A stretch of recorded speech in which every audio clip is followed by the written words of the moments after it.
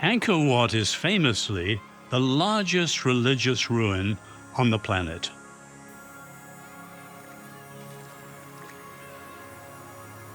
The temple is situated facing westward, which is somewhat unusual, and is built to mimic the universe, according to Hindu understanding.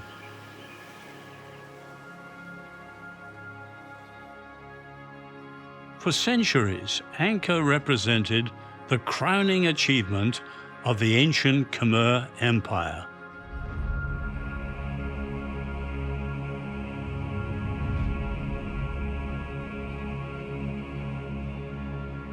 And yet, for all its splendor, it was eventually abandoned.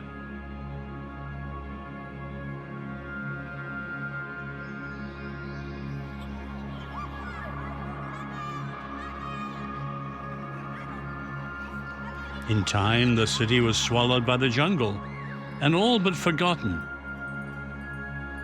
until it was rediscovered by Europeans not so very long ago.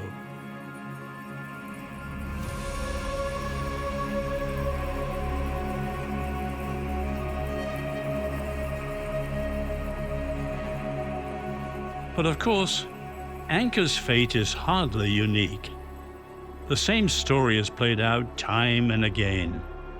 The Parthenon, the great Aztec and Mayan temples of Mexico, the pyramids at Giza, which stood for 1,000 years before Moses. These once great monuments to the unassailable near godlike power of the pharaohs now serve as the backdrop to tourist social media posts. But why? Why do civilizations rise, flourish, and fall? And more importantly, is there any alternative to decline and fall? What of our own civilization? Today it seems particularly chaotic, divided, ashamed of its past, and disconnected from its foundation, teetering on the edge. Indeed, evidence for the decline of the West can be seen all around us. Is there anything we can do at this late stage, or are decline and fall inevitable?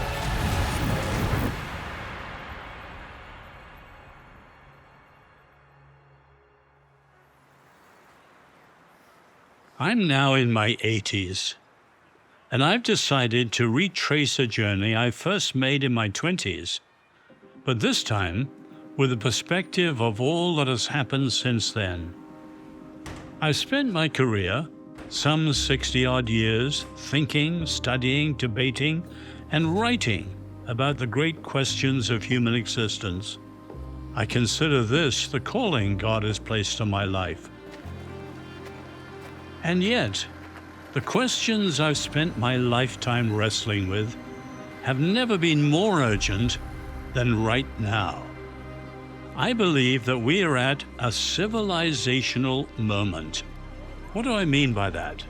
A civilizational moment is a period of crisis when a civilization, our civilization, completely loses touch with the inspiration that made it what it is.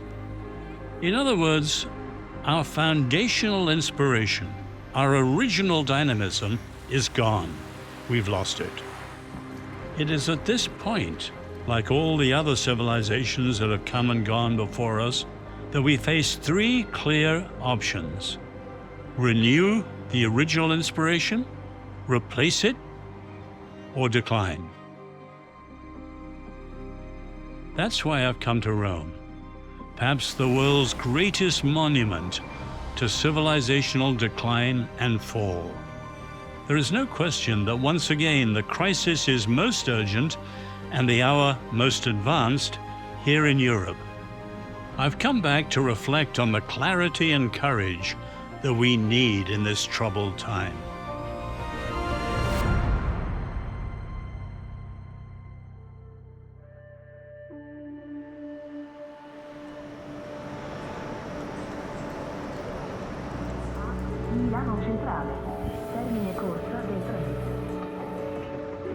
It is my conviction that we all have a decisive choice before us. Of course, I'm not alone in sensing the gravity of the moment. It's in the air. We're all feeling it at some level.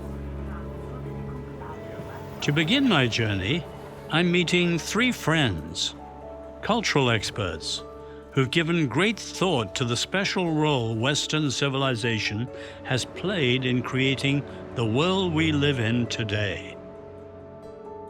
Baroness Philippa Stroud, a member of the British House of Lords and co-founder of ARC, the Alliance for Responsible Citizenship. The Honourable John Anderson, a former Deputy Prime Minister of Australia and a much-followed podcaster and political commentator.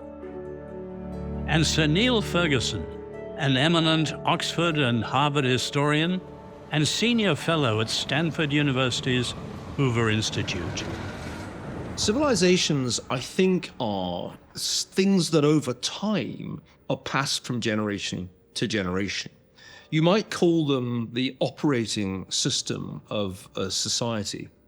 Well, if a civilization is a culture where people share values and ideas and beliefs, and that culture becomes significant enough to be, if you like, recognized historically and in its own time as dominant. When I look at the world over the last 500 years, it seems to me that we can tell a story in which one complex of ideas and institutions came to be very dominant over the others. Those countries of Western Europe, with a predominantly Christian heritage, had become very distinct in their ways of doing things from the other civilizations that they encountered when they traveled around the world. Western civilization really born with a lot of influence from the old thinking from the Greco-Roman world, but particularly fused with the very significant insistence that we find in Christianity of respect for a higher authority and the sort of morals that go with it, but also this absolute insistence that every individual has worth, has value, has standing, because they're made in the image of a creator. The most extraordinary building block and foundation stone of the West is the dignity of every single human being.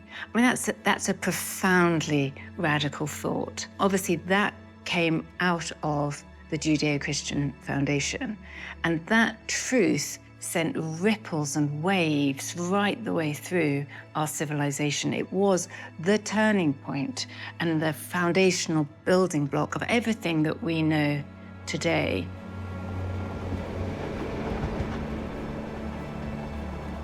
I have often spoken and written on the importance of Western civilization, how it is unique in human history, and why it is worth maintaining. But it never fails to amaze me how frequently we need to remind ourselves of its successes, and how often they are taken for granted by its beneficiaries.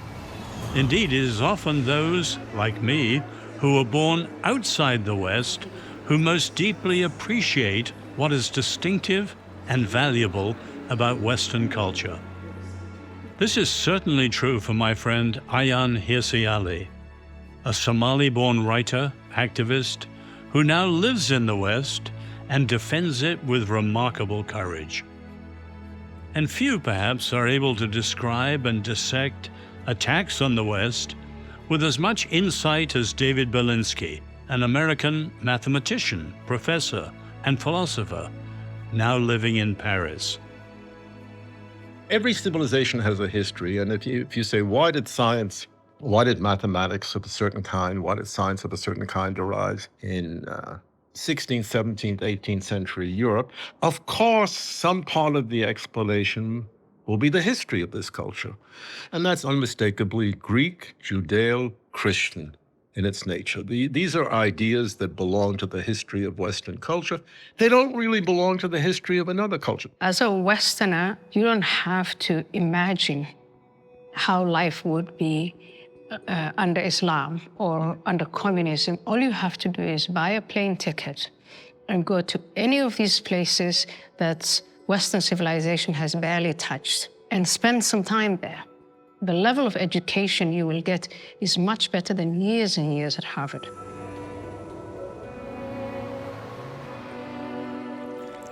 For me as a child, I remember up until I came to the Netherlands, leading a life of never having enough of anything. There were always conversations about food, about water, about electricity. Don't even get me started on diseases.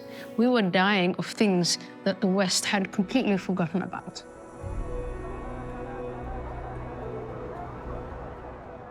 The next thing I thought was amazing about the Netherlands was how do you organize people for the common good instead of for the selfish collective clan or tribal thing, which leads us to this constant cycle of violence where we're never able to build anything.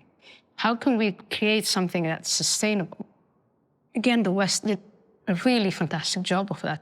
When Alexis de Tocqueville came to the United States in the early 19th century, he was amazed to see the strength of American local communities. Americans do all these things for themselves. They have associations. When a problem arises, they don't expect the government to come and deal with it. And in his eyes, that was what made American democracy so vibrant, this local associational life.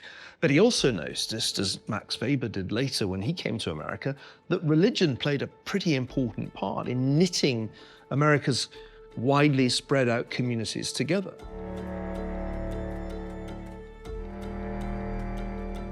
When I first came to the United States to work, which is now more than 20 years ago, there still seemed a clear difference. Americans seemed more believing and more observant in religious terms than their European counterparts.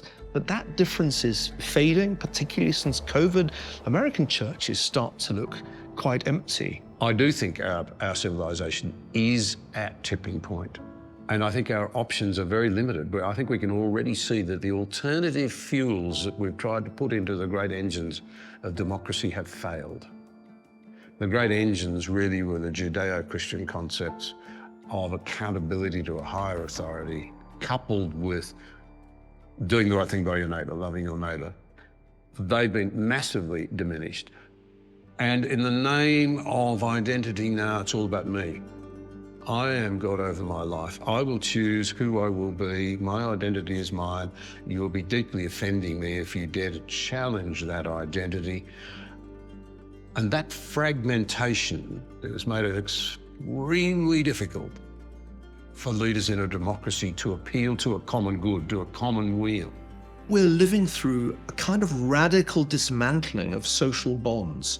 Families are not so tightly knit as they used to be. Workplaces have in many cases faded away. People work from home, which is a complete contradiction in terms by the standards of, say, the 1950s. And religious communities are much, much weaker than they were before. Is it any wonder that there's this great wave of despair? I don't think we can blame it all on smartphones and social media. It's much more profound than that.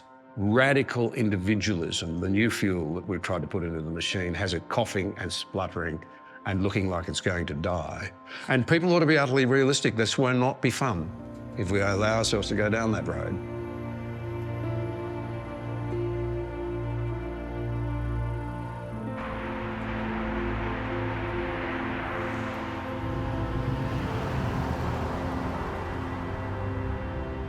It was nearly 60 years ago when I first drove up into the Alps and walked through the doors of L'Abri, the little study center and community to which thousands were drawn in the 1960s.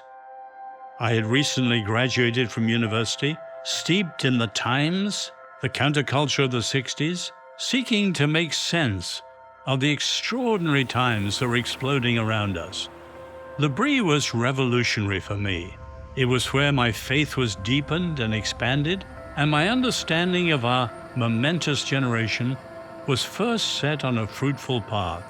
It was where I was mentored by the Christian visionary, Francis Schaeffer. It was where I met my beautiful and beloved wife, Jenny.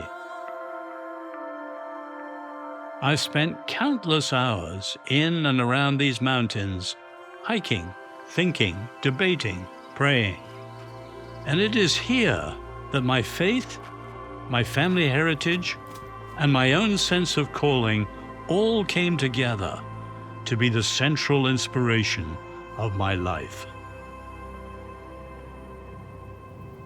My ancestor was a barefoot shepherd from County Kildare whose grandson had a knack for making good beer. And I'm descended from the youngest son of Arthur Guinness.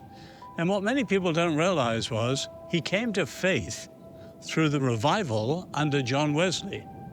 And he was an ardent Christian ever since then. So my side of the family has kept the faith ever since. My grandfather went to China as a doctor in the late 1890s. He survived the Boxer Rebellion and founded one of the first Western hospitals in China. Both my parents were born there, although they went back as missionaries in the 1930s. I was born in 1941 in a small, nondescript village in north central China in the year that many people consider the low point of the whole 20th century. Pearl Harbor in the US, the plans for the Holocaust under Hitler, and the first proposals for the atomic bomb, which so changed the world. But we were in an area caught between three armies. The Japanese had invaded on one side, and they killed 17 million in the invasion, including the horrendous rape of Nanking, the most savage and brutal massacre in the whole 20th century. On the other side, we had the communists, and on the third side, we had the nationalists. To stop the Japanese, the Chinese flooded the dikes of the Yellow River, and they killed 900,000 of their own people overnight.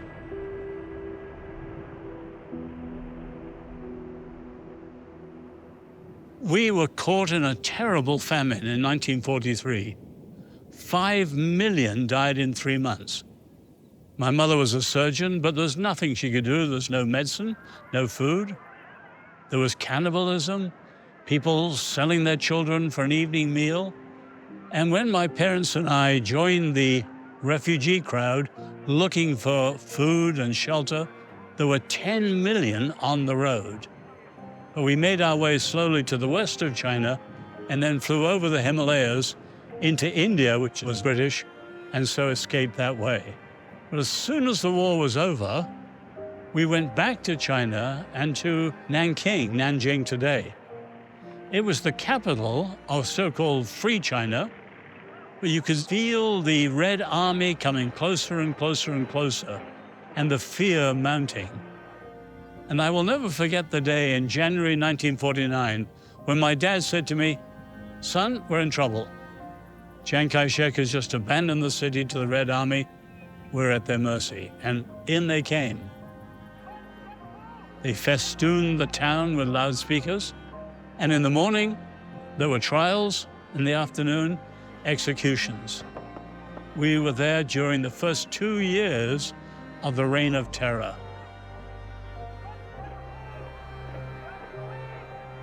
So my first 10 years were a crash course in the realism about life. War, violence, revolution, famine, death. I'd seen dead bodies all over the place. And then, of course, the realism politically of what the Marxists are really like when they gain power. Their revolutions never succeed.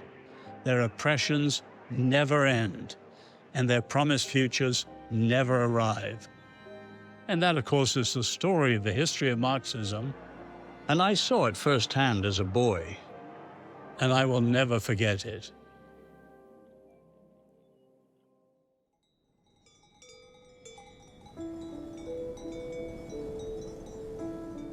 Over the years, I have held countless conversations, both with individuals and with groups, on the topic of calling and how to engage with our modern culture.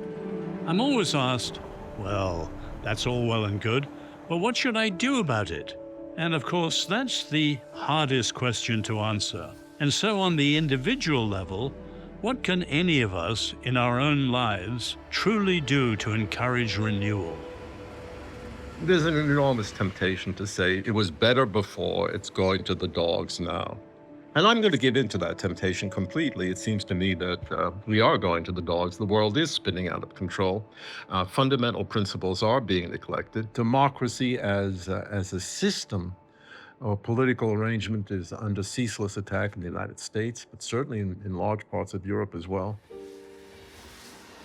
There is a great deal of uninformed speculation about the appropriate forms of government, the appropriate limits of government. The only thing that I can see very clearly is that all governments, all structures of authorities have become profoundly weakened. Religious, moral, psychological, philosophical. They've just become profoundly weakened.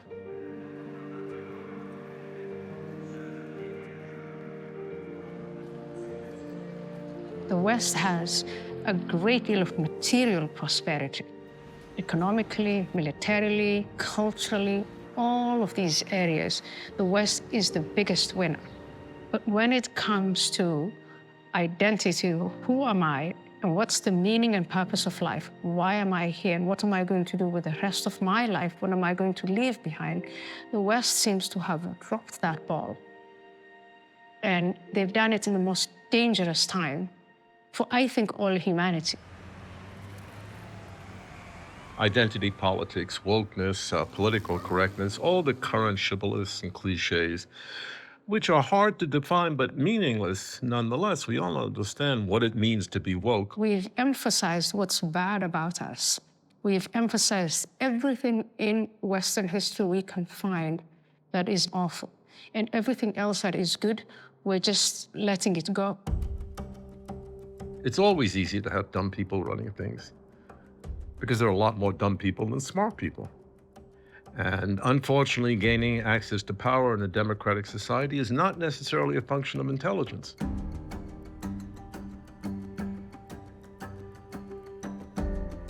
Why have all the institutions of authority more or less collapsed? I mean, you have dumb people in a position of authority, and for a long time they run things. But since the 60s, almost every institution of authority seems to have undergone an internal dissolution and collapse. Certainly it doesn't command respect. Is there anyone who deeply respects the Department of Motor Vehicles, the Internal Revenue Service, the Secret Service, Congress? All the organs of government, all the organs of art, all the organs of culture seem deeply compromised. Compromised not only by stupidity, by an ideological bias that everyone on earth finds repugnant. That's an interesting question. Why'd that happen? What do we mean when we talk about wokeism? I think the answer is that it's a pseudo-religion. Wokeism is a kind of cult. You do strange things like announce your preferred pronouns at the beginning of meetings, which is a kind of weird social innovation. You use cultish language that nobody else uses in the real world, like intersectionality, a word that I think no ordinary American would be able to define. So now it's cultural communism. It's not about the proletariat, the haves and the have-nots. It's about dividing society into the oppressor and the oppressed. And the oppressor is the white, heterosexual male. Christianity is seen as the religion of the white, heterosexual male. Western civilization is seen as the fruits of the white, heterosexual male. So there is this campaign to destroy all of that. Radical political Islam finds the West in this state and thinks this is a very easy takeover. We don't actually have to be taking planes and driving them into tall buildings anymore. We can do it a different way. Take advantage of the woke. They're saying their society is rotten to the core. Their society is oppressive. Why don't we just go in and offer them something different? To my amazement, radical political Islam is settled in Europe and in America. Europe is increasingly looking more and more like Mogadishu. It certainly should be a moment of deep reflection, but it's also a moment of danger because we see what's possible in the unraveling of a civilization. And it's very, very easy to unravel a civilization. A man who could not build a pigsty can nonetheless destroy a chateau. And I think that's true of civilization. People who could not in a million years put together a civilization are perfectly capable of destroying it.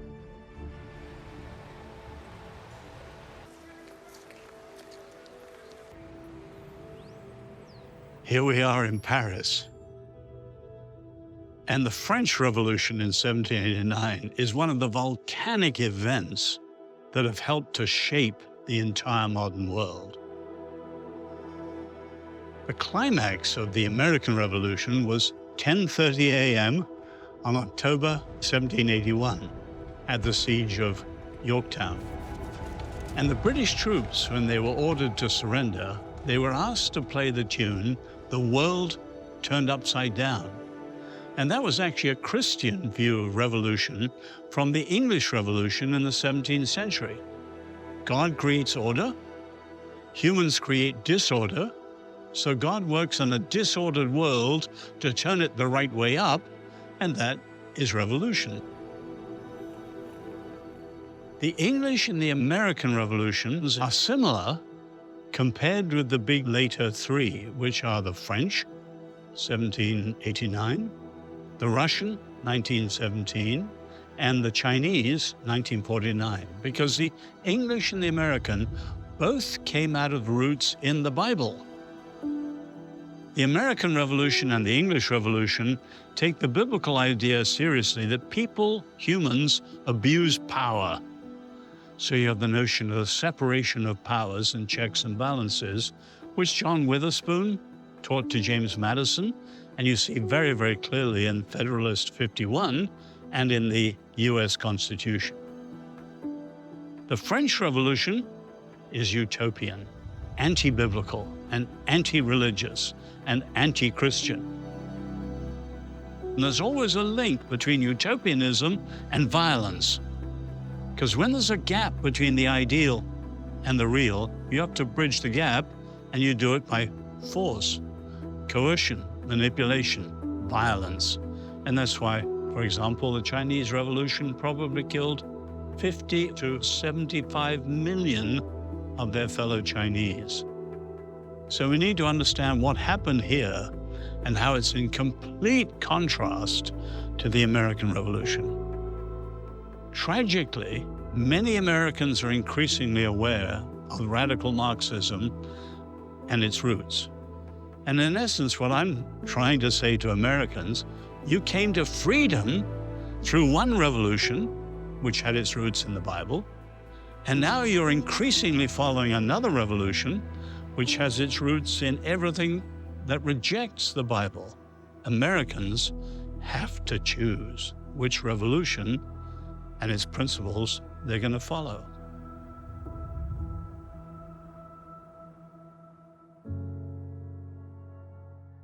My father, leaving China, said his one deep sadness was leaving 2 little graves behind, my brothers, who died. And 4 of our family are buried in China. But I knew why they were doing it and what it cost them, and I knew they loved me. Only the Lord knows why I survived and my 2 brothers didn't. Although humanly, the practical reason was, as we were on the road, and I was very, very sick, as they had been, a goat herd came to my mother, and Chinese venerated Western medicine. And the goat herd said, "Can I come with you and I'll be safe?" And she said, "Of course, so you can keep up." And it was his scrawny goats that gave just the minimum of goat's milk on which I survived and eventually came round. So I'm grateful to goat's milk and love it ever since. It leaves you with the experience which many survivors have. Why not me? It gives an added impetus to the sense of calling. I owe the Lord inexpressible gratitude for my life when my brothers didn't. There are wonderful poems from World War I, one of them by Lawrence Binion. They shall not grow old as we who are left will grow old. And I often think of that even now in my 80s. They died under 5. I lived. And I've got to make sure that I return my life and serve the Lord in thanks for giving me life when they didn't have it.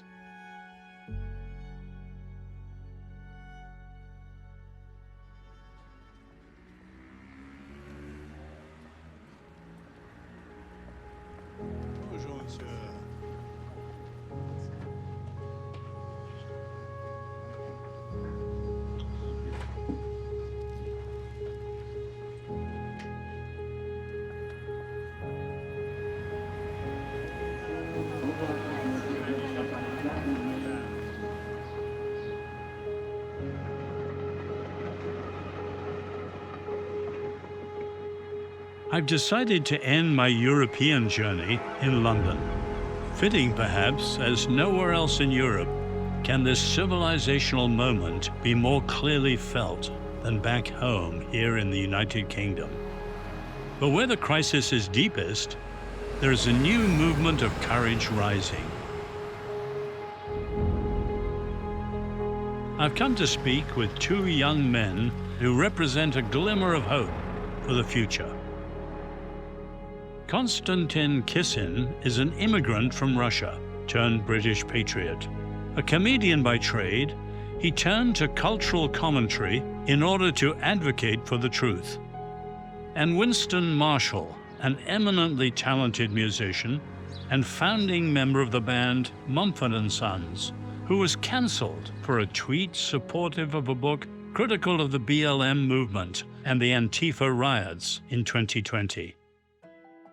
I triggered a huge dogpile. Within a couple of days, it was in all the newspapers. It was a segment on Tucker and The View, and under considerable duress, I published an apology letter. The band made me take time away to examine my quote-unquote blind spots. And after a few coming months, I decided that, having really looked into this issue of far-left extremism in America, I had not been wrong, and that those things were bad. And yes, I might have gone against the prevailing thought of the industry, but it was more important to stand by my principles. And you said publicly you didn't want to self-censor, but you must have had some strong alternative on which you wanted to stand. Well, the truth. The job of the artist is to tell the truth. I couldn't continue having been part of this lie, and I also knew that the truth could be damaging to the band professionally. And so it seemed that the only way forward was for me to retract my apology, stand by what I'd originally said, and to save them the trouble, move away from the band. Do you see this radical, in this case Marxism with BLM, as a wider problem with European young people? Absolutely. This is the most evil ideology that Europe has ever come up with. It's more evil than Nazism because it killed more people. Some reason we have not educated our children on Marxism. I wonder how many kids really even know about Mao. Marxism is the opposite of, it's anti-human, and yet it's extremely popular, and it's an idea that doesn't die. You have radical Marxism, cultural Marxism. You have the sexual revolution. And now you have Islamism. So those same three radical forces are powerfully in America. And in education, they've gaslighted American history. So many Americans no longer are proud to be American or have confidence in their history. You know, we are racist, xenophobic, imperialistic, and all the nasty things that are said. I always say to people, I love this country, and I say so publicly, which is how you know I'm not really British. I don't remember feeling that. I don't remember people being embarrassed about being British at the time, which increasingly people do seem to be. It feels to me, at least, that this has happened in my lifetime. For me, it was probably around 2015, 2016, when I just started to notice that some of the things that people were saying were just like, they made zero sense to me. They would say, oh, you know, the reason half the country voted for Brexit is because they're all racist. And I was like, I've lived in this country as a foreigner my entire life. Someone's been rude to me once because I'm foreign. That's fewer times than someone's been rude to me in Russia. A lot of people are so brainwashed into this way of thinking, and everything that they're being told is so decontextualized from history. What to you is the heart of the best of the West? The thing that really stands out to me experientially is the sanctity of the individual. It's the idea that actually every person matters. And this is simply not true in every other place in the world.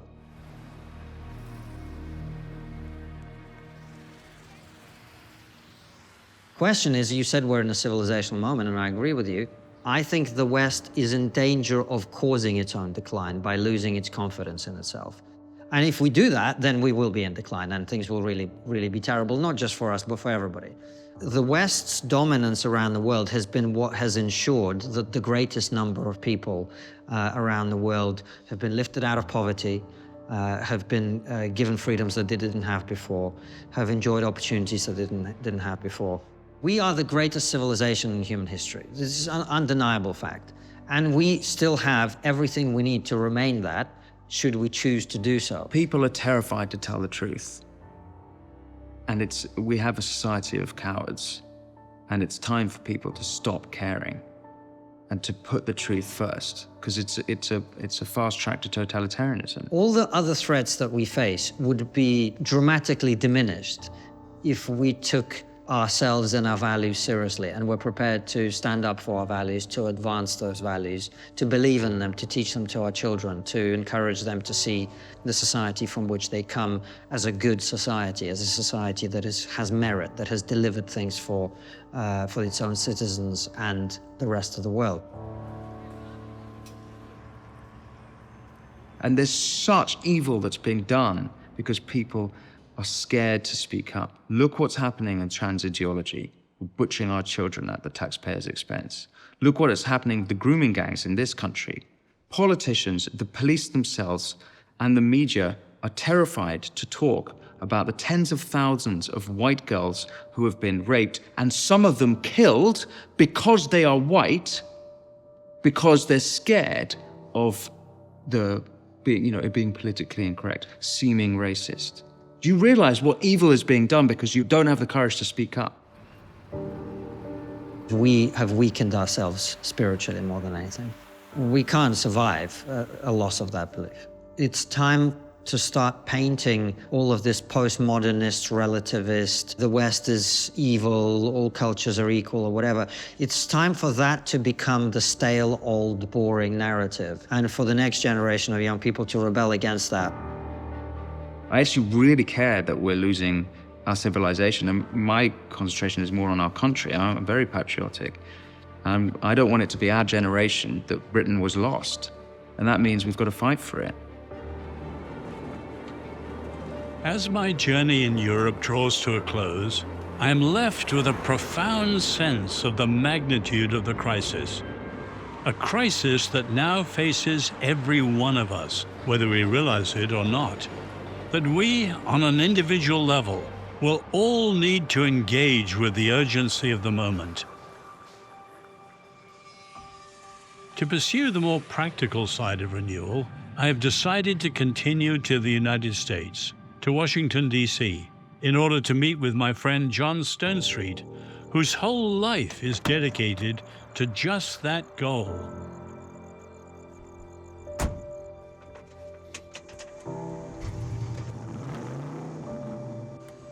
John is someone who truly understands the times. In many ways, he and I are similar, although he has the advantage of youth. As president of the Colson Center, his mission is to equip people to live with clarity, confidence, and purpose, and with the lens of a Christian worldview. John has reached millions through his speaking engagements and his Breakpoint radio broadcast. He too has been called to think and write about where we have been, where we are, and where we are going.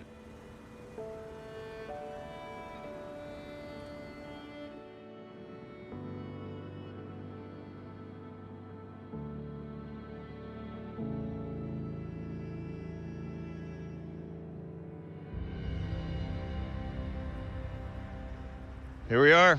Are we going this whole crate? You don't like my truck? Oh, my word. Oh, come on. It'll be an adventure.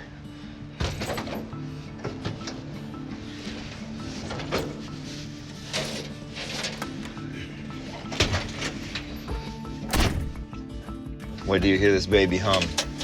No seatbelt in this There's a lap belt down there. What could go wrong? I could think of a few things.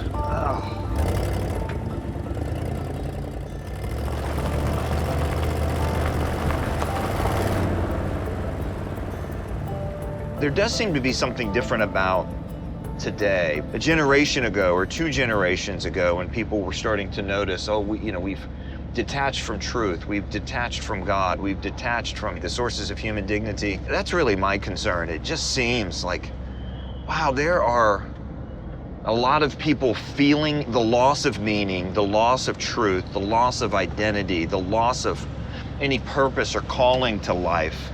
You know, they're kind of feeling it up close and personal in a way that a generation ago they really weren't.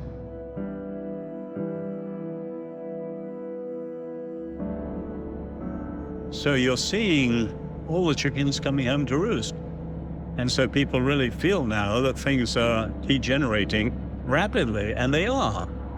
You know, Ernest Hemingway in his The Sun Also Rises has a famous description of bankruptcy. And one character says, how did it happen?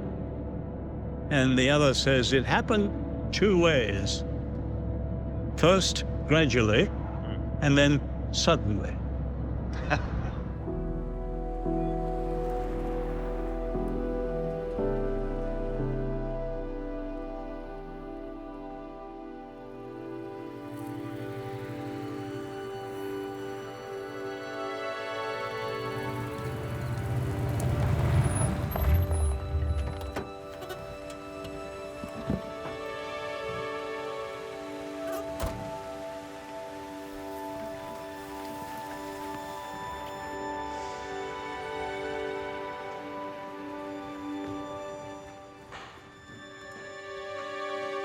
John, I brought something to show you and then something to give you. This is very special to our family, a family treasure. This is William Wilberforce's best-selling book in the early 19th century, sold in the hundreds of thousands, called Real Christianity. But he's written the book and signed it, but more importantly, in the front is a letter written by the great man to a young couple he saw getting married. And he says, I want you to know the change in my life. But what's moving to me is when I saw the date, just a few months before he died. Yes. So the great man is still fighting slavery, and you know it was abolished 3 days before he died. But he's still reaching out in terms of his faith, and that is the best of the Christian faith, the best of evangelicalism. People who are actively engaged in life through their callings, but also prepared to share their faith in a wonderful way.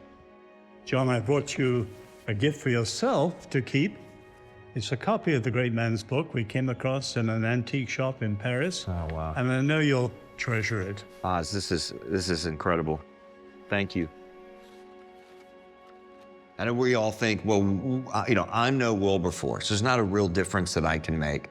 But that's just not true. We can make a difference in the world, and we're in this time and place in history because God wanted us there. After this incredible journey you've had, here we are kind of in the area where I grew up, and I have learned so much from so many people talking about the large civilizational issues and really the crisis that the West is in.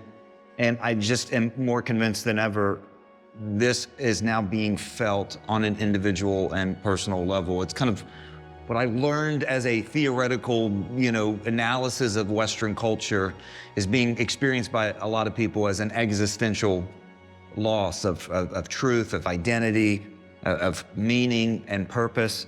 What is the way forward in this moment? Well, you're right, John. I first came to the US more than 50 years ago, and in many ways where we are today is unrecognizable.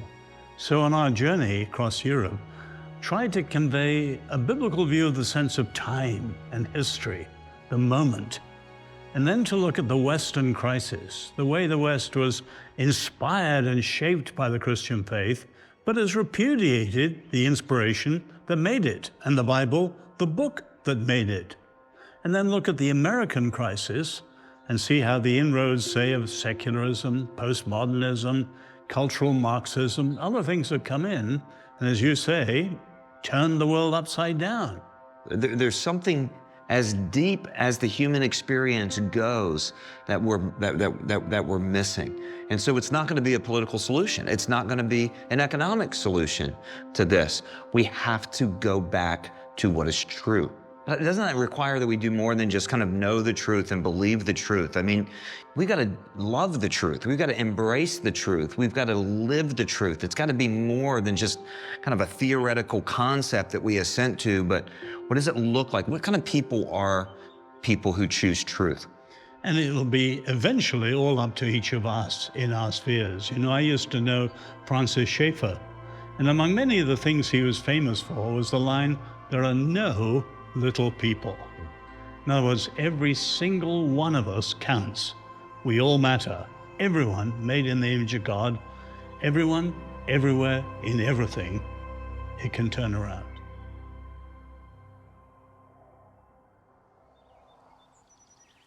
As Oz says, the renewal of a civilization doesn't involve just the powerful. Renewal begins when believers everywhere embrace what's true and have the courage to act.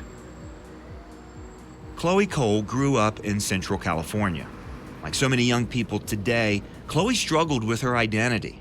And like so many young people today, she sought comfort and companionship online. But what she found there were harmful ideas about who she is.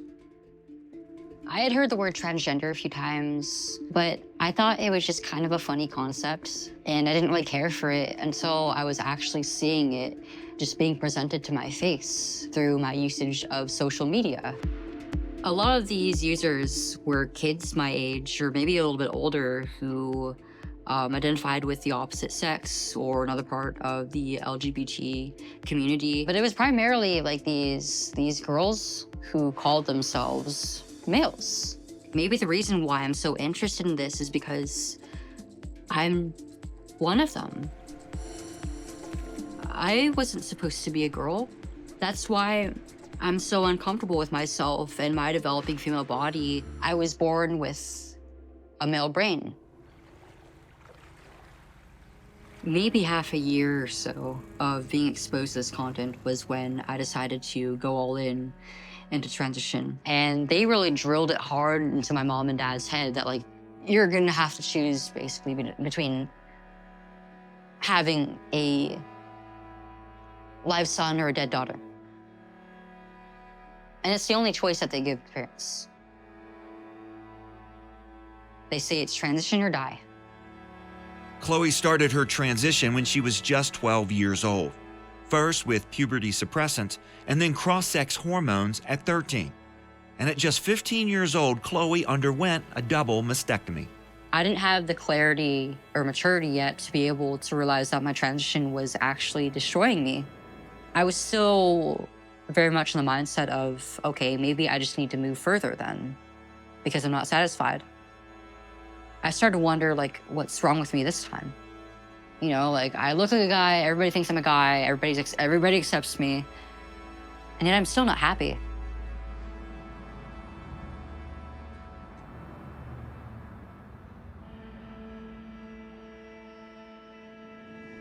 Jack Phillips is a man of family and faith. He served his community for years as a cake artist and small business owner. But in 2012, on a beautiful sunny Colorado day, everything changed. And that's when Jack chose to take a courageous stand. Two men came in and I sat down with them and asked them, you know, my name's Jack, how can I help you? They said, we're here to look for wedding cakes. The other one said, it's for our wedding. And so I knew what my answer was going to be. I just didn't know how to phrase it or how they would take it. But I told them, I'll make you birthday cakes, shower cakes, sell you cookies and brownies. I just don't do cakes for same-sex weddings, meaning that I'm glad to serve you, but I can't create the cake that you're asking for. You can have anything in my shop. You're welcome here. But I can't create that cake because of the message it expresses. The gentleman on my right jumps up, flips me off, starts swearing at me, and storms out of the shop. The other one got up and left as well. And I thought, that's crazy. Nobody's ever sworn at me like that before. They eventually filed a lawsuit against me with the state of Colorado. So everything turned on that conversation. This was Thursday afternoon that they came in, about 4:30. And by the time we closed at 6, I probably already had a half a dozen hateful phone calls, death threats, just all kinds of horrible things that a gentleman call me and say, you know, I'm coming to your shop, I've got a gun, and I'm gonna blow your head off. And then a Bible verse came to me, 2 Timothy 1:7, that says, God has not given us a spirit of fear, but of power and of love and of a sound mind. And the sound mind part is what struck me. It's like, this isn't my fight, this is his. And from that moment till today, I'm still at peace with everything that's gone on. But I was surprised at how quickly things blew up.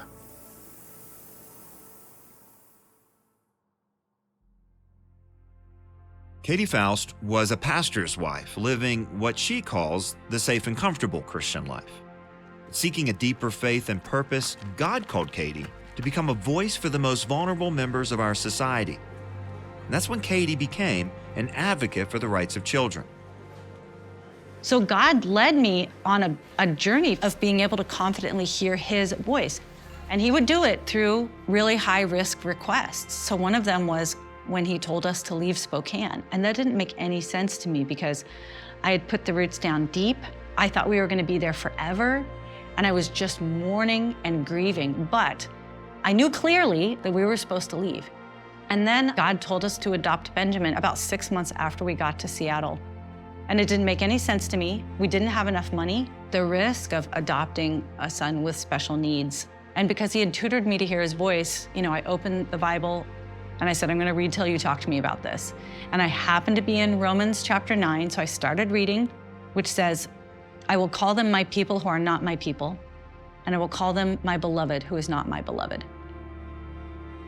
At that point, you know, you shut the Bible and you're like, all right, let's go.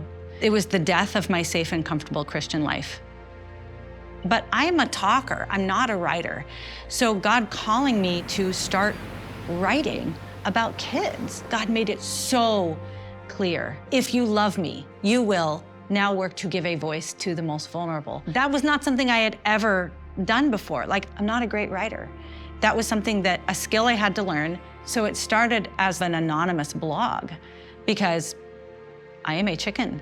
And I didn't want them to come for me or my church or my kids, but I knew that God wanted me to start writing and speaking. And I knew, like he told me early on, this is gonna be beyond you. But I had no idea what that looked like. After the kids went to bed, you know, I'd get on the computer and just write. And I would put it out there, you know, this thing that I had poured myself into, and it would get 7 views. But it allowed me to figure out, oh, this is an area where I need to learn more. And then I got to the place where I had a little more of a following, just because it was a very distinct voice. It was hard on the immovable, unbending realities of children and what they need in terms of marriage and family. It was sort of a distinct lane that I was inhabiting. And I never would have thought of that myself, but it was at God's direction because he had tutored me to hear his voice, because I understood that I needed to obey even if it didn't make sense, even if I wasn't good at something, I was just supposed to do it.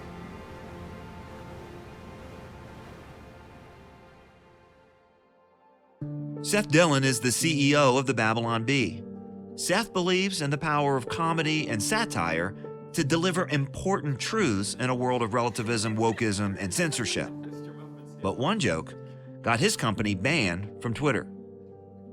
So I grew up in the church, Sunday school and youth group, and listening to my dad preaching from the pews, and a complete Christian upbringing. The church is made up of imperfect people, including myself, including my own father, who was a pastor of the church. You know, we're all imperfect. What the satirist is really trying to do is, specifically the religious satirist, is speak truth into the culture using the method of humor. I quote Chesterton all the time, who said that humor can get in under the door while seriousness is still fumbling at the handle. The philosophy behind the Babylon Bee was, you know, people in positions of power need to be held accountable. Comedy is one of the most effective ways to do that. Tyrants hate mockery. And so one of the ways of holding them accountable is to make fun of their bad ideas and the stupid things that they say and do. Yes, it's to make jokes, it's to make people laugh. But there's also a sense in which it goes beyond that to confronting bad ideas so that they aren't taken seriously. You know, Twitter is really where most of the conversations are happening. We were part of the conversation, but they were trying to come after us by making all these rules about what you can and can't joke about. It's not just misinformation, There's topics that you can't make fun of. They're trying to safeguard people by protecting them from humor. USA Today published a headline about how Rachel Levine had been named their pick for Woman of the Year. But we look at that headline and it seems like comedy itself. You've got a man here who's dressed as a woman, and they're awarding this person Woman of the Year. Like, that's insane. It's certainly offensive to women, and it's kind of funny on its own. So we're looking at that and we're like, okay, well, you know, the project of satire really is to caricature things and to exaggerate them. How do we exaggerate this? Like, what do we do to caricature this? This feels like a caricature. And then one of our writers pitched the idea that we just name Rachel Levine our pick for Man of the Year. We knew that there was the possibility of a penalty if we told the joke. We also knew that it was a joke worth telling, and that the ones that they don't want you to tell are the ones that you need to be telling.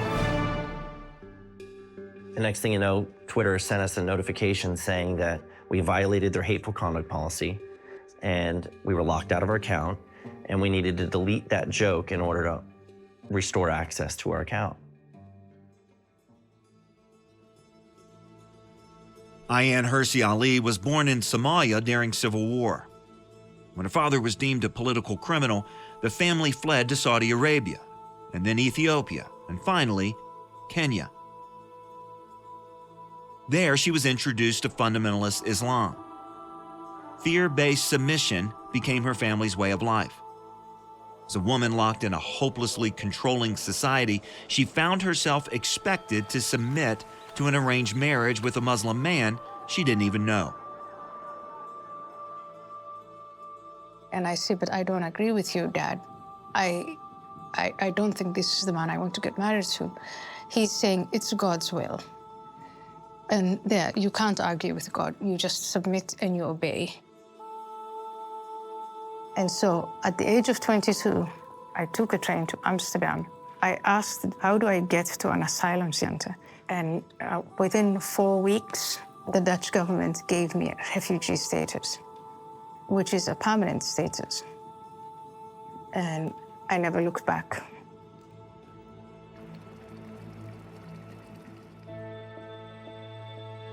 I wrote this letter to my father explaining why I made the choice and apologizing and saying, I know I shamed you, I know I've broken the codes, I know all of these things, but I did it for this reason, and forgive me, forgive me, forgive me. And he took a red pen, he cursed me and he disowned me and called me some really ugly names. And so in 2002, I remember concluding, I'm not a Muslim. Life is just this. It's what you live. This is it. Make the most of it. Ayaan loved the freedom and empowerment she found in the West. For her, Western civilization was remarkably different than her earlier experience, and she dedicated her life to political education. Eventually, she was elected to the Dutch parliament and soon became an outspoken critic of Islam.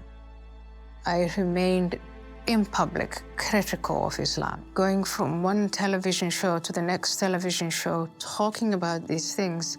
This is going to get you killed.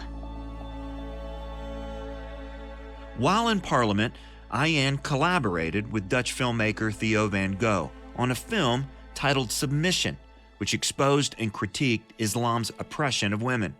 After the film's release, a fatwa was issued, and Van Gogh was brutally murdered on the streets of Amsterdam by a radical Islamist. With the knife that was plunged into Van Gogh's body was a note that also contained death threats for Ayaan.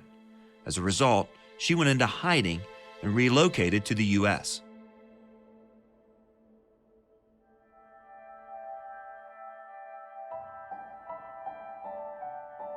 When I was being rolled in, I was just nervously babbling my doctor's ears off. And I remember looking in the back corner of the room, and there was this young male nurse. He had this look of horror on his face the whole time. And I think retrospectively, I now recognize that that's the face of I'm doing this to a kid?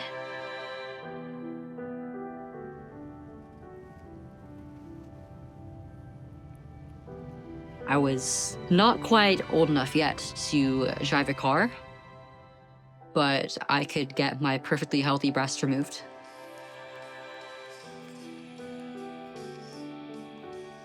It was not an easy process to deal with or cope with at all.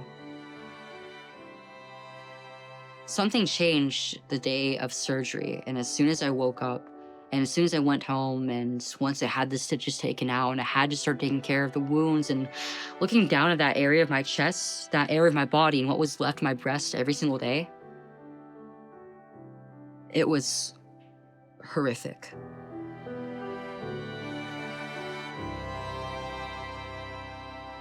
I was taking a class in psychology at this point in time, and the end of the course was very focused on family, and particularly children and how they develop from infancy. And one particular lesson involved breastfeeding. And then I had this moment of like, what have I done to myself? This is beautiful. This is incredible. I'm never gonna be able to do it. It woke up something in me, where I began to feel like real, genuine grief and regret just flooding through like a storm. I began to miss the femininity I once had, not just my breasts, but also being able to wear makeup, have long hair, wear flowy dresses and clothing, feeling pretty. Some of the simpler things about womanhood I really just dearly missed. It was like, okay, I'm already like 4 years into this, so there's no going back now, is there?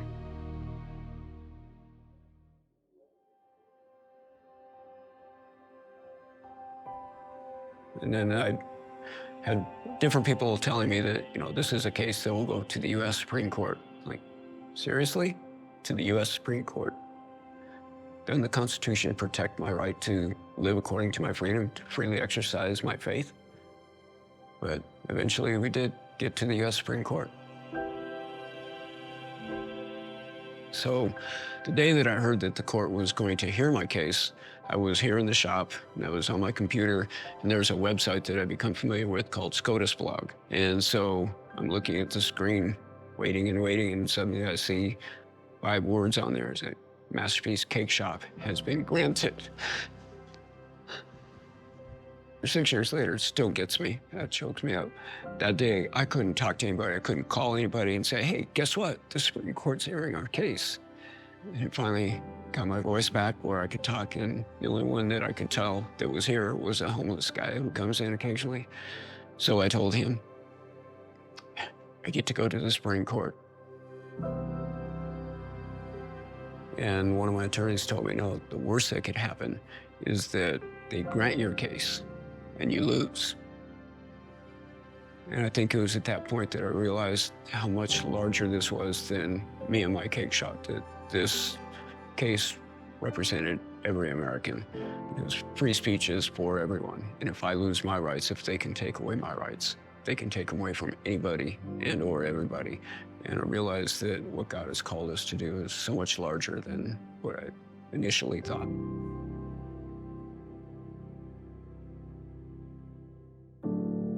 I spent a couple years blogging anonymously.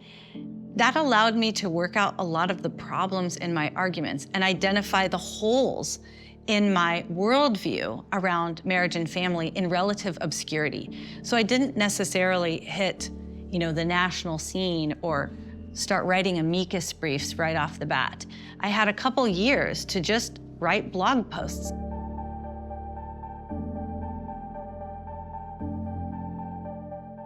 There was a blogger with a massive following, really smart guy, great writer.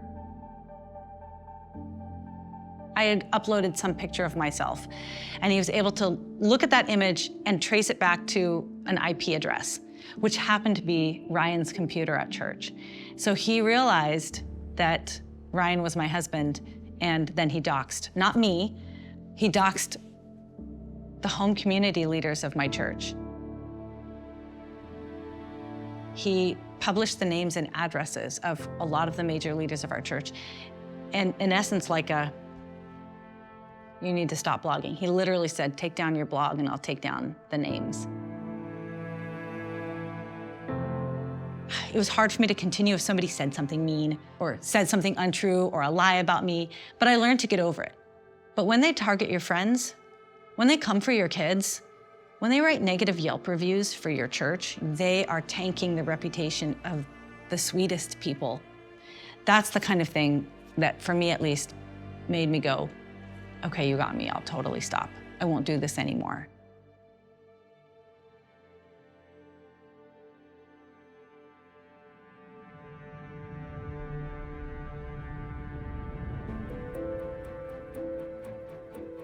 And so that prompted a decision that we needed to make. Like, at this stage, do we now censor ourselves and take down the joke in order to continue posting on Twitter, which at the time, we had 1.4 million followers. It was a big audience and it drove a lot of traffic for us. They could take it down if they wanted to. That's up to them. This is their platform. But they wanted us to take it down. And we're like, no, we're not gonna delete it. We're gonna come what may, we're gonna stand by this joke. And it could mean that we never tweet again. We just lose access to our Twitter following. But at some point, if no one's willing to push back on that because they don't wanna lose access to their following, then the tyrants win. Then they gain control. They only gain more power when we give them more power, instead of trying to take it back by saying, no, I'm not gonna be strong-armed like that. I won't be on this platform if that's how it's going to be. And I put out a statement saying that we weren't going to delete it. We had to make a decision. This is gonna cost us something personally, but this is bigger than us. Somebody has to be willing to take a stand. We have to be able to talk about the issues. We have to be able to joke about them. We have to be able to debate what's true rather than having that dictated to us by the powers that be. And so I worried, is the bee big enough? Does it matter enough that people are really gonna care? And right in the middle of me worrying about that, we got a message. It was funny because when you're locked out of your account, you can see messages, you just can't reply to them. So we had this message from Elon that we couldn't respond to. We're like, Elon Musk is trying to get in touch with us, what do we do? Well, there was nothing we could do because we couldn't message him, and the only way to unlock that and message him would be to delete that tweet. I was very, very hostile to religion in general. For me, the main reason I became atheist was because I thought that's where you find true tolerance. And to my surprise, years later, I find atheist people becoming really intolerant. I was mocking people of faith with my atheist friends. And when we weren't making fun of religion, we were condemning religion because it was a tool for people who wanted power. I criticized the treatment of women in Islam. I criticized Islam's terrorists and terrorism. In the meantime, the FBI is coming every so often to say this is active plot against your life. These people don't forget. It doesn't matter how long you live, sooner or later they'll get you. These are the thoughts that are going through my head, and it's really escalating. And then I met my husband and I had a family, and then I started to feel afraid that something I didn't have before in those years, now I had, and that would be taken away from me. But not only that, the fear, the sense of terror, the regret, the guilt, the shame. And I was really, really afraid. And I just had this fire hose of negative thoughts churning in my head, not letting up. I became very unhappy. And I was managing these thoughts through drinking. It was a glass of wine, it was 2 glasses of wine. I would need more and more of it. I was really turning into an alcoholic. I was coming to depend on alcohol to manage the discomfort, the depression in my head.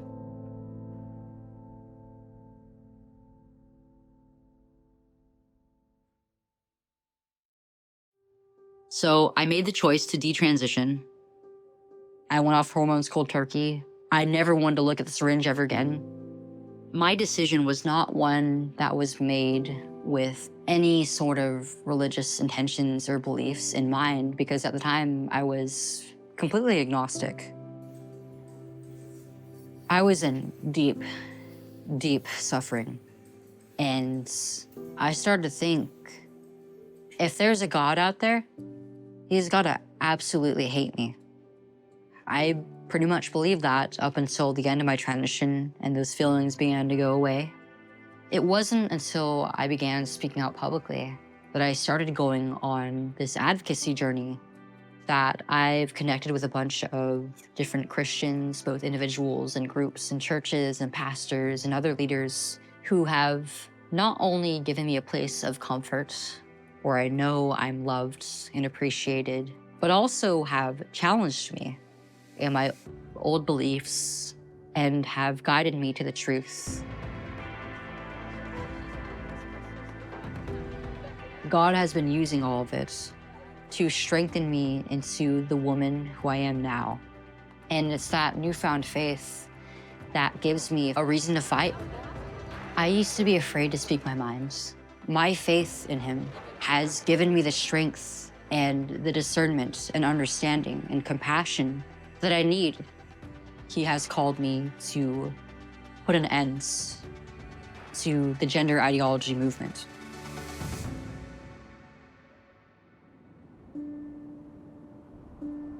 We didn't know what day the decision would be released. You never know on any given case. A sister had called me and asked if I was following SCOTUS blog. Well, not really, because I'm not expecting a decision for a while. But then I turned on SCOTUS blog and suddenly we have our decision announced on SCOTUS blog that, we had won and the decision was 7-2. I found out by myself in the shop, and so I'm texting people, and then as I'm able to collect myself, people are coming in one at a time, two at a time. They're driving by the shop, they're honking, they're cheering. It was a really fun day, so.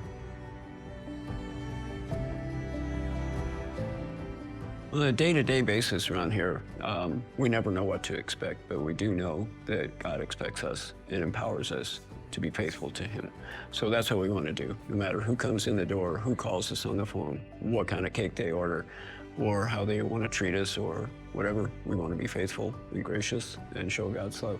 You have to stand by your faith, and God is fully capable of taking responsibility for my obedience.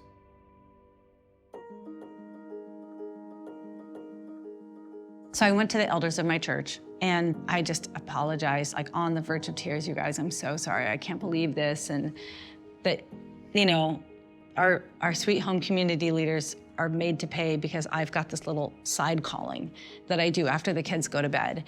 And I'll totally stop if you want me to. I'm so sorry that I've brought this upon the church. And the men kind of looked around the table and said, or you could keep going. What this blogger tried to do, which was totally take me out, actually enlarged my platform 100-fold. Once I was writing under my own name, I'm like, oh, I could do an interview with you. Oh, I can lead a workshop at the United Nations. Oh, I can go to Australia or South Korea and advocate on behalf of children in front of you. I can submit that amicus brief to the Supreme Court. It wasn't just marriage, it was topics of divorce. It was the rise of cohabitation. It was big fertility, sperm and egg selling, where children were losing their mother or father at the moment of conception. It was surrogacy that allows for custom-ordered designer babies to be shipped worldwide. It was adoption that was skewing to be more adult-centric rather than being about the best interest of the child. Like, in all of these different topics, who was representing the kids?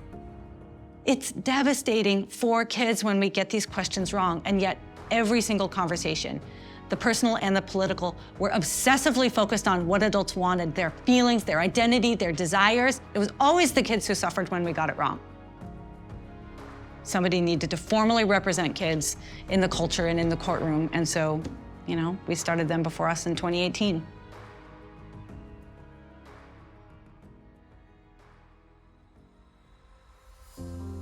And then we get a call from a number we don't know. And it's Elon Musk. He dug up our number and called and wanted to talk to us about this situation. He's like, I heard that you were suspended. Why not just delete it to get your account back? What's the big deal? What's the harm in that? And we explained our rationale there that it's a principle thing. You know, like we have to be willing to stand by this and say, we should have the right to tell jokes, especially jokes that carry the truth in them. That should be something that we're allowed to do in the public square. And if we're not allowed to do it here, that's a problem that needs to be dealt with. And he agreed with that wholeheartedly. At the end of the conversation, he closed it out. He goes, I might just need to buy Twitter. From his perspective, comedy should be legal. You should be allowed to tell jokes in the public square. It's hard to get your hopes up that something like that might happen, that the world's richest man might end up bailing you out of Twitter jail. Finally, he closes the deal, and then his first day as CEO, literally day one, he sends me a DM at 4 a.m. that said, do you want the Babylon Bee restored? There will be no censorship of humor. And I agreed to go to a rehab center. But when I get there and I talk to this wonderful therapist, she says, I really think what you're going through is spiritual emptiness. It's spiritual bankruptcy. AA has 12 steps, and step 1, 2, and 3 is this total surrender. And in that process, prayer, writing down the qualities of God, it just strikes me, this figure I'm describing is the figure of Jesus Christ. Then I decide I am going to pray to Christ. And something clicked, and I felt connected, and I felt as if someone was listening to my prayers. Just a sense of peace, deep peace and calm. And at that moment, I understood I'm not going to drink again. Something changed, something real, for me, very real changed, and very dramatic. And I felt reconnected with my husband, reconnected with my children. No more pills. I don't take any medication. I don't know how to explain it other than to say it is real for me. Life is so good. And it's a miracle.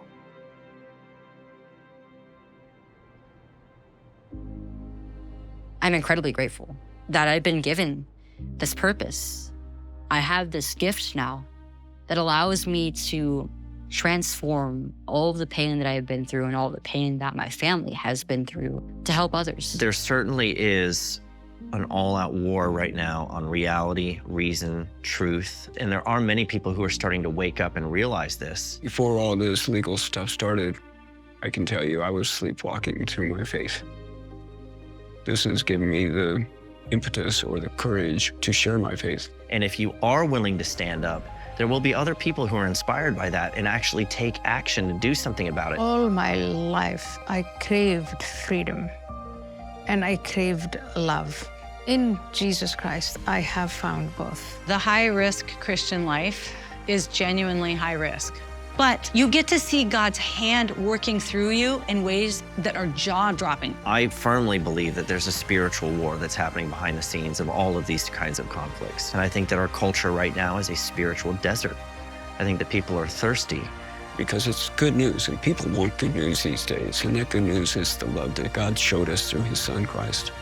There is no my truth or your truth. I've come to the conclusion that Jesus is the truth. For me, surrender to the teachings of Christ means ultimate freedom. So I am finally free.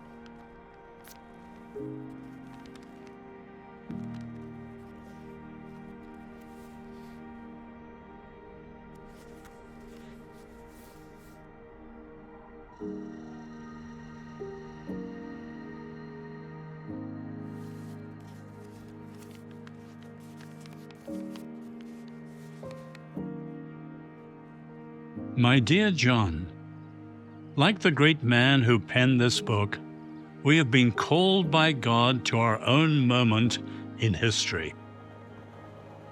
And in answering that call, we will find the fullest purpose and meaning for our lives.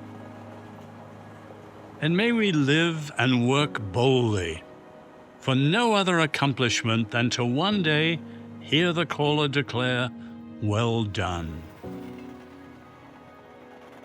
And now, just as I have tried in my own time, I challenge you in your generation to continue in firm conviction with the task that the Lord has given you.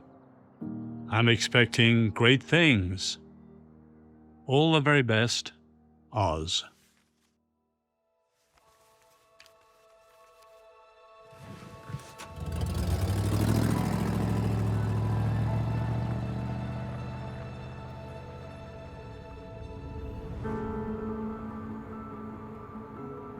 Oz has described our destiny as either our replacement, our decline, or our renewal. Well, as for me and my house, I choose renewal. We're experiencing the most rapid social change in human history. At this civilizational moment, it's time for us to choose. It's time to act. This is not a time to sit on the sidelines.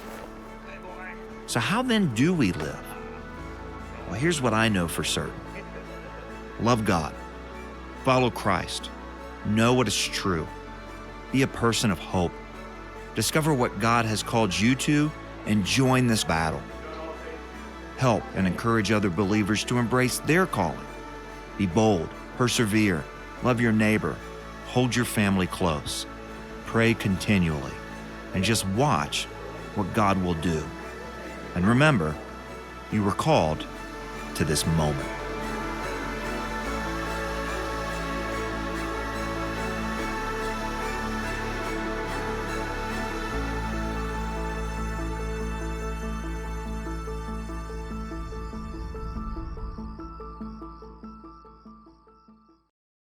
I don't know about you, but listening to Chloe Cole give her testimony now and what she's gone through physically, that gripped me as a father. I can't imagine what her dad and her mom went through when the doctors told them, you'll either have a dead daughter or a live trans son. That is just not the truth we're seeking. And I'm grateful that Chloe was able to find a relationship with Christ and get her identity sorted out. How many children are not going to have that opportunity because they haven't heard the truth? And John, all of those testimonies were so powerful. Jack Phillips, you know Jack very well. Well, you know, he took such a courageous stand and didn't know he was doing it at the time. Just one foot in front of the other. That's right. And it became a 13, 14-year journey. I think of really what Ian said there, that she has been set free by the truth. And that's the common theme in all those stories, and that's what Jesus promised. You will know the truth, and the truth will set you free. That's just as much of a reality in our cultural moment as any other. You know, John, the scripture in John 10:10 says the thief comes to steal, kill, and destroy, but that Jesus came that we might have life and life more abundantly. This is still that battle raging right now. And that's why it's important for the Christian community not to remain silent, not to be bullied by the enemy, spiritually or in this world, to stay quiet. That's what I love about Jack's testimony. He said, no, you can't bully me into doing something that goes against my faith. And that's the kind of courage we need in the world today. Yeah, we do. And it only comes if you know the truth, and you're confident in the truth, and you love the truth. And that's really what this whole project has been about. I think when I hear those stories of courage about what Paul wrote to the church at Corinth, where he said, those who have been reconciled are then given the ministry of reconciliation. That's that sense of calling. And that's what we saw in all of those stories. They had been reconciled to what's true through Christ, and now they really see their lives as being on a mission. Yeah. And that's really what we want to call the church to at this moment. And we understand you're watching this going, okay, what can I do? We get that. Why is this different? Once we watch this documentary, what are we going to do after that? Well, I mean, listen, I think the call is so clear from those incredible stories of courage. How does God want to use me in this time and place? I mean, it's really easy to look at those stories and say, well, that's not me. Those are heroes. And they are. But they're not remarkable people in and of themselves. They all started that same place, right? Yeah, that's right. I think of Jack Phillips just kind of being in his bakery, really good at what he does, and God puts him in a challenging time. But because he has his feet grounded in truth and he has the courage to live that out, the difference that he's made in the world. So the question is, how do we all join that? Yeah. How do we become part of that movement? And that's what Truth Rising, the study, is all about. It's how do we ground our feet in what's true about the world, what's true about our moment, what's true about the human person, and then how shall we live it all out? Hope, truth, identity, calling. It's a 4-part journey into kind of digging our feet deeper into what we need to know and believe and love in order to be ourselves those agents of reconciliation that God's called us to be. And John, you know, we decided early on that we weren't going to charge for the documentary or for the Truth Rising study follow-up. And we did that to lower the barrier. We don't want anybody to say, I can't afford to see it or to do the study. We want as many people as possible to see this great content, to spark that flame of hope that truth is real, Jesus is real, and putting all that we know into practice is what's going to change the culture. For more information, scan the QR code or visit truthrising.com.